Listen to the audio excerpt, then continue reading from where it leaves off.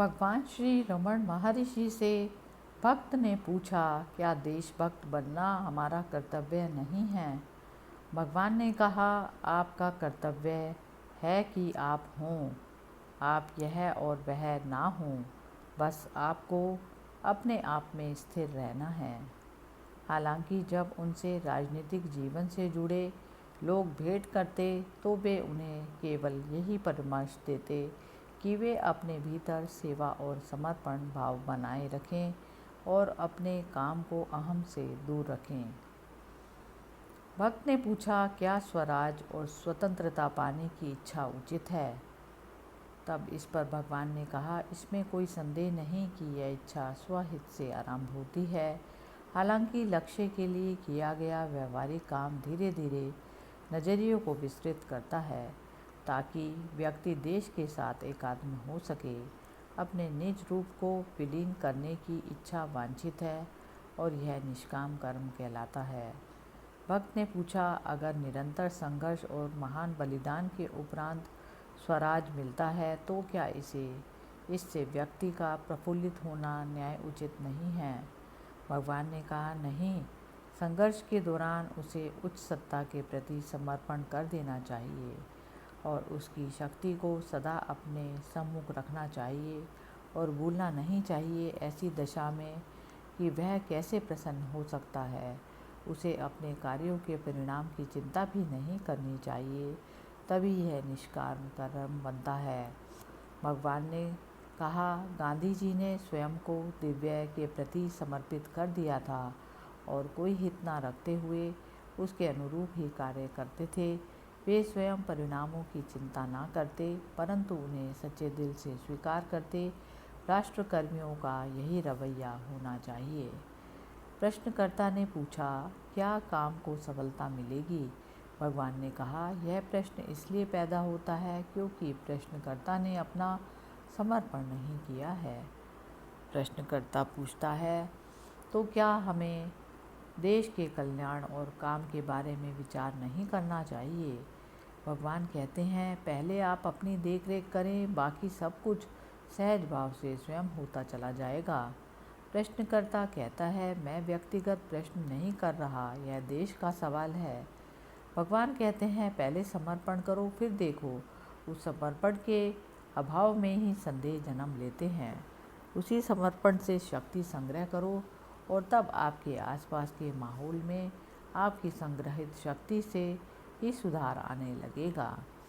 जो लोग स्वभाव से ही गतिविधि की ओर अग्रसर होते हैं और यह समझ नहीं पाते कि वे सभी आध्यात्मिक तौर पर एक ही हैं, वे प्रश्न करते कि क्या उन्हें उनके द्वारा बोध पाने की इच्छा में ही अहम नहीं छिपा। वे यह नहीं समझते थे कि उनका अपना कुछ नहीं है और वह अहम नहीं है। हमें उसी अहम का तो नाश करना है। भगवान से भी यह पूछा गया कि वे लोगों को उपदेश क्यों नहीं करते। भक्त ने पूछा, श्री भगवान सार्वजनिक तौर पर जाकर लोगों को सत्य का उपदेश क्यों नहीं करते? इस पर भगवान कहते हैं, आपको ऐसा क्यों लगता है कि मैं यह कार्य नहीं कर रहा? उपदेश देने का अर्थ यह नहीं कि मंच पर खड़े होकर दूसरे लोगों के सामने तेज आवाज़ में प्रवचन करते फिरें। उपदेश ज्ञान का सीधा संक्रमण है जिसे मौन से ही दिया जा सकता है। आप उस आदमी के बारे में क्या विचार रखते हैं जो पूरे 1 घंटे तक उपदेश सुनने के बाद भी कोई प्रभाव लिए बिना अपने घर लौट जाता है? वह अपने जीवन में कोई परिवर्तन नहीं चाहता। अब उसकी तुलना उसके दूसरे व्यक्ति से करें जो किसी पवित्र संत के पास बैठता है और थोड़ी ही देर में पूर्ण दृष्टि पाकर वापस लौटता है।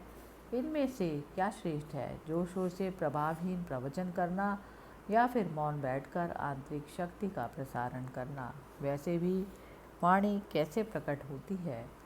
प्रथम अमूर्त ज्ञान है, उसमें से अहम उत्पन्न होता है और विचार को जन्म देता है और विचार से मौखिक शब्द उत्पन्न होता है। तो ऐसे में अमूर्त ज्ञान, अहम, विचार और शब्द, इस प्रकार शब्द मूल स्रोत का प्रपौत्र है। यदि शब्द से आपको प्रभाव दिखता है तो जरा विचार करें कि मौन उपदेश कितना प्रबल होगा। भगवान उन प्रश्नों के उत्तर देते जो इस बात में संदेह रखते कि क्या उनका आत्मनिष्ठ ज्ञान दूसरों के लिए सहायक होगा। भगवान स्वयं इस बात का जीता जागता सबूत थे। उन्होंने कितने लोगों को यह आंतरिक सहायता प्रदान की, उसी की देख रेख का अनुमान लगाया जा सकता है। वे उन्हें भ्रम और दुख के पथ से उठाकर शांति और गहरी समझ की ओर ले गए।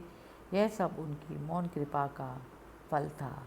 इसके साथ ही वे उन्हें ज्ञान के दृष्टिकोण से यह भी समझाते थे कि कोई अन्य नहीं है जिसकी हमें मदद करनी है। भक्त ने पूछा, क्या मेरी ज्ञान प्राप्ति से दूसरों को सहायता मिलेगी? इस पर भगवान ने कहा, जी निश्चित तौर पर मदद मिलेगी।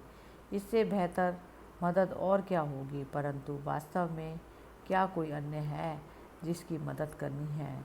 किसी आत्मनिष्ठ ज्ञानी को उस सुनार की तरह जानो जिसे हर आभूषण से स्वर्ण देखना आता है। वे विभिन्न रूप से और आकार तभी तक मायने रखते हैं जब तक आप अपनी पहचान शरीर के साथ जोड़ते हैं। जब आप देह के अनुभव से परे हो जाते हैं तो आपकी देह चेतना के साथ ही दूसरे भी आलोक हो जाते हैं। हरि ओम तत्सत।